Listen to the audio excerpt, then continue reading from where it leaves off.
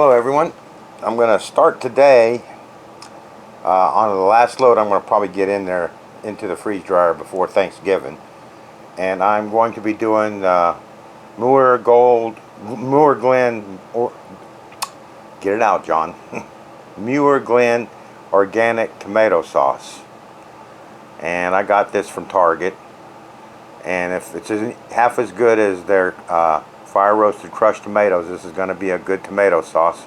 And I do need some of this in my upcoming recipe, so I'm going to do a full freeze dryer load of this. What I'm going to do, like I did on my fire roasted tomatoes, I'm going to put them in these molds here.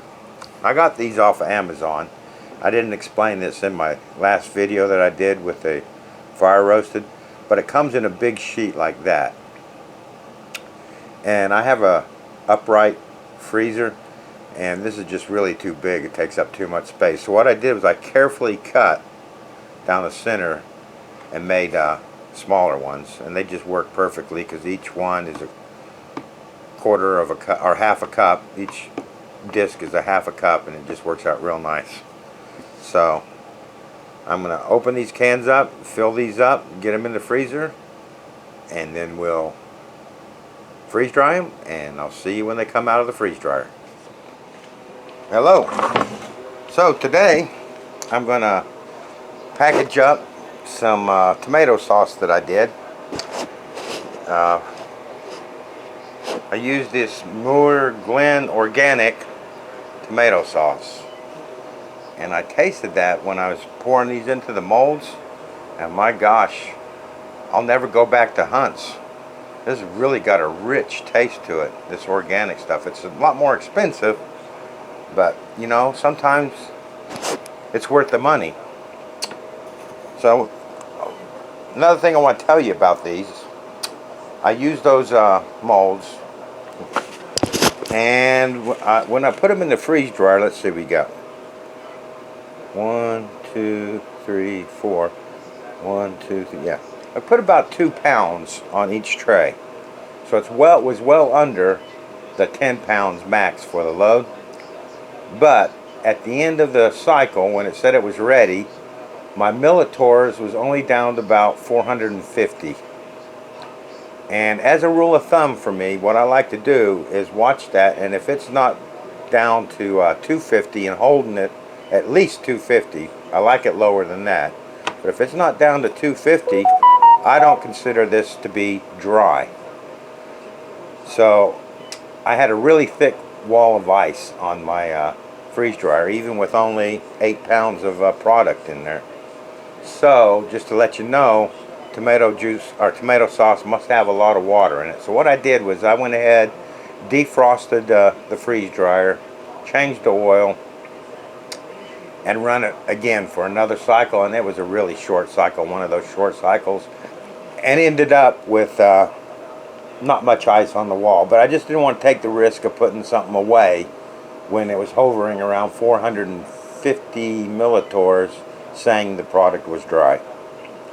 And like I say, as a rule of thumb, it's got to be at least 250 for me before I'm happy, and I'd like it a lot lower than that. For instance, when I ran this again the second time, it got down to 160 milliliters and held there. Probably what was happening is the big thick ice wall on my chamber, the heat from the pads was melting a little bit of that ice on the walls and creating raising the milliliters on that. And that might not be called milliliters, I'm just the mTors. I should say mTors because I don't know what it is. It's atmospheric pressure or something like that. But I think everybody knows what I'm talking about. So anyway, I'm going to package these up, and I'm going to do the same as I did with my organic chopped tomato. I'm going to put the discs in these, that way I know each one of these discs is about a quarter of a cup. So I get 2 cups and a pint. And I'm going to get these all jarred up, and then I'll take the lids off again and put an O2 absorber in the top, and then I'll vacuum seal these lids using my attachment to seal mason jars. So we'll see you when these are all boxed up, and then we'll take this little small disc I got, which was some leftover, and we'll rehydrate that. See you in a minute. Okay, so we got these all vacuum sealed. I'll leave them sit out for a day or two and just make sure that they stay sealed. So this was a half a disc, and each disc was a half a cup. So this is about a quarter of a cup. So I've got a quarter of a cup of cold water here. And I'm just going to put this in to that quarter a cup.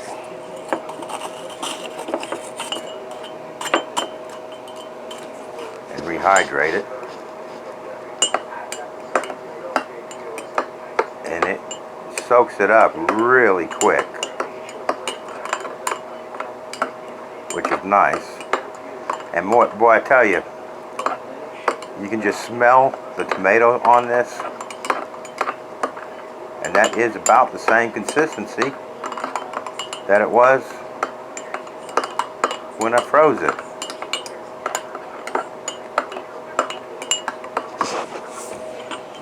So instantaneously,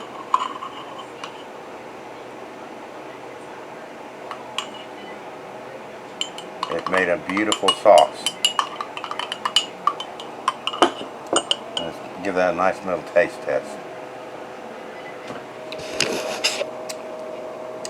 Man, this brand, Muir Glen, I got it from Target, and it's more expensive than the other name brands, but it's organic, and boy, I just tell you, the taste difference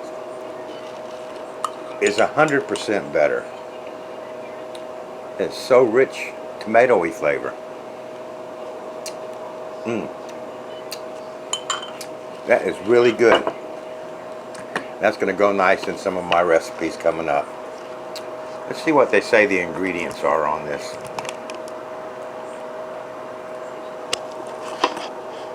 Ingredients: organic tomato puree, and then in brackets, water, organic tomato paste, in bracket.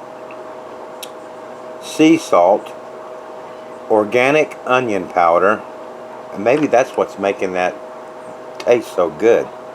Organic onion powder, citric acid, and organic garlic powder. So everything in here is organic. It's got some garlic, some onion, a little bit of sea salt, and it's just the perfect blend. I just really like that. I really like that. That'll be my go-to brand from now on.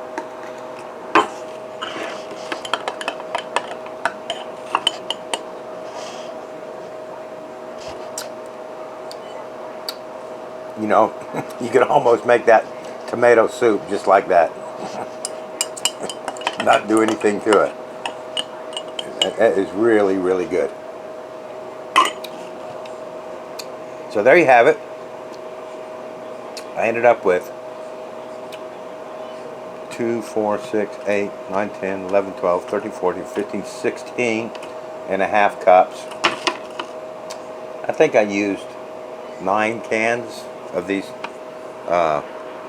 15 ounce. And I think the Hunts are 14 ounce, so right off the bat you're getting a little bit more. But anyway, I think I used 9 15-ounce cans.